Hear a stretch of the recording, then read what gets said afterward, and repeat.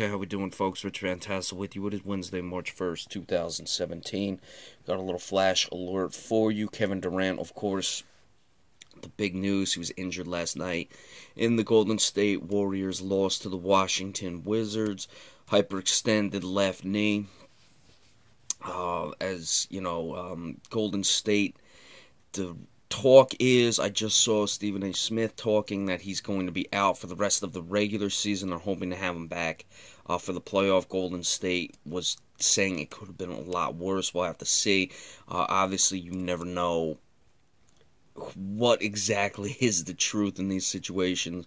Of course, the press releases will come out, the media department for the teams will try to, say things to make it seem either less, serious than it really is, or maybe if they want to even give him rest, maybe say it's a little more serious than it really is. Maybe he could be back, with 5 or 6 games left, but they just want to give him the regular season. I don't think that's the case. As far as, them trying to give him rest, I'd actually think it's probably worse than they're letting on. I'm just saying that the media department, will do those things to make you, just to not give you the concrete facts, just to leave the door open for things. So we'll have to see. That's certainly going to be answered much later in the year, come April. But as far as how this affects the team, well, they're 15-10, so they're still probably gonna run away with the Western Conference. They still have the 4-game lead over the San Antonio Spurs, and the Spurs are not a team that necessarily seems interested in catching anyone.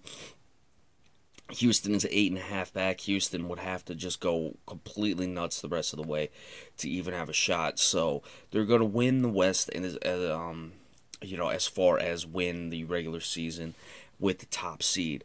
So nothing to worry about in that regard. As far as how this is going to affect the team, they had been to the finals. They went in 2015. They really should have won last year. They won in 2015. Really should have won last year. So you don't really necessarily look at it and think, oh, they're in such trouble because they have a lot of quality players. Of course, they no longer have Andrew Bogut, who was on those championship teams, or a guy like Harrison Barnes. So you lost those things and incorporated Durant, and now you're losing Durant. Now they signed Matt Barnes to replace him. Matt Barnes is just not Kevin Durant. Matt Barnes is a guy who can stretch the floor. He can knock down shots. So certainly he has, benefits. He has positives. He has pluses that he brings to the team, but he's just not Kevin Durant. He can't do things in the one-on-one, and he just can't score like Kevin Durant can. So a lot's going to be placed on Steph Curry. And the rest of the regular season, I know Golden State was talking about how they didn't want to, necessarily go for it like they did last year. They weren't really going to get the best record anyway, and last night's loss sealed it. But, going into last night, they were 50-9. They would have had to win out just to tie the best record, and they weren't going for that. Again, were they going for 70 wins? I don't even think they were trying for that. They just wanted to make sure they were ready for the playoffs. So in that regard, you're not worried about it, but you're still going to have to rely on Steph Curry more to get through the rest of the regular season, but not to the, nth degree or the, highest order in that sense, because they basically have the top seed locked up. But the drawback to that is if you're not, getting Steph Curry going, and then there's, if you're holding Steph Curry back, you're holding, not even Klay Thompson, you don't really hold back. So just say, if they're holding Steph Curry back, and then you get to playoff time and Kevin Durant can't go, then you're trying to rev it up with Steph Curry being ready to go in the playoffs. So that's another dynamic to look at with this. It's tricky with this one. I never like those injuries where guys can come back for the playoffs. You had the same thing with Kyle Lowry. Didn't really go into that, but and Kyle Lowry may even come back before that. The thing with these injuries are, when you're missing, they still have 22 games left of the regular season, about a month and a half. If you're not playing basketball, believe me, it's anyone who's trying to convince themselves that these guys can just come back for the playoffs and rev it up. 1, 2, that there's not, things that go into playing with a team. Just getting back involved in, the dynamics of where to be on the court, just all that team camaraderie. And I'm not talking about camaraderie in, just the sense of like chemistry and those things as far as, we're a tight knit group or whatever.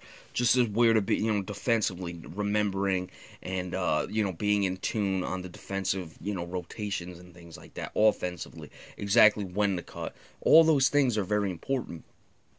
And to come back in the playoffs and try to rev it up quick with Kevin Durant, especially if Steph Curry is, kind of coasting to the rest of the regular season, you have a tough situation for the Golden State Warriors.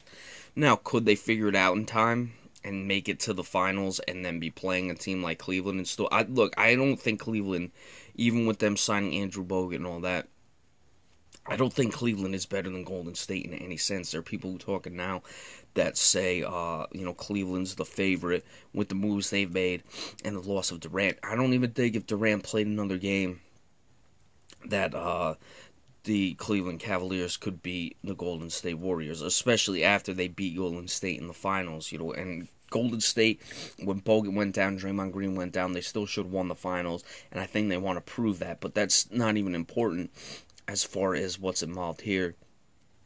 As far as what's involved here is that Golden State, will they be able to get out of the West? Cleveland is probably going to go to the finals in the East. We know this. The thing with the Western Conference is you have a potential first round matchup against a team like the Pelicans, though the Pelicans are falling fast. Could Portland get in? Portland could give them some fits. So, you have a first round series. Say you bring Durant back for the first game. Just looking at the Celtics, when they brought back Avery Bradley, who's not even as close to as good of a player as Kevin Durant, and they played their first game the other night with him back in the lineup. He only played 15 minutes, but the Celtics couldn't hit his shot. I think a lot of that threw off the rhythm of the team. So imagine having a game like that in a first round series. All of a sudden, you're down 1-0 because you brought Kevin Durant back, instantly. And I don't think Denver would give him that problem. You'd have to look at a team like the Pelicans who have DeMarcus Cousins, or at this point, Portland, Damian Lillard, CJ McCollum, Evan Turner. These guys have been to the playoffs. That's a team that could really make things interesting. Just to get out to a 1-0 lead, you're all of a sudden extending that series to, likely 6, even possibly 7 at that point. Then a second round matchup, you would have either the Jazz or the Clippers. You get a lot of, things banged up in the first round. You get stretched in the first round. Maybe even a Memphis Grizzly team in that second round could really start to punish that team. The Grizzlies would be a team that would be very physical with them. You get stretched in the first round. All of a sudden, the Grizzlies have a shot to really take it to you. You get stretched in that one. Then you're playing a team like either the Spurs or the Houston Rockets in the conference finals. Again, we're looking far down the road, but a team like Houston who could just run and gun on you, it would really cause a problem for them come playoff time. So we'll have to see how that works. Obviously, if he's out for the regular season, there's no way to know until the playoffs come, but we'll see the rest of the way what they're going to do with Steph Curry, how hard they're going to work him, how hard they're going to push him, to at least keep him rolling, because, again, like we just said with Durant, you don't want to take your foot off the gas now, so much where Steph Curry is then having to rev it back up come playoff time. Clearly, if you're just coasting the rest of the way, you wouldn't run into the same situation as if, like you're Durant, you miss all that time. But even these guys, they take games off. They might take the final 2-3 games off. So we'll have to see what happens with that. But a lot will be told come later on. Golden State is not in any danger of slipping in the Western Conference because of this injury, in my opinion. But this really is going to affect them come playoff time, just as far as getting these guys back and getting going in the playoffs to even, make it to where they would play the Cleveland Cavaliers. Should they be able to get through the West, it could be a blessing in disguise. They'd be, tested going in. They'd certainly have their groove back if Durant comes back, of course, for the first round, and everything gets back together by the time they would reach a final series, or even, the conference finals at that point. Then it's just a matter of being stretched, being, taken the distance in some of the series that may have gone quick. But as far as getting their groove back, they will have that at that time. But there's a lot of dynamics that go with it, so we'll have to see what happens. But again, Kevin Durant hyperextended knee in last night's loss, expected to miss the rest of the regular season, but we don't know exactly if they're giving us all the information and it's accurate, or they're just trying to cover themselves. So be sure to stay tuned for anything else, and we'll see you later. Thanks so much. Have a good one.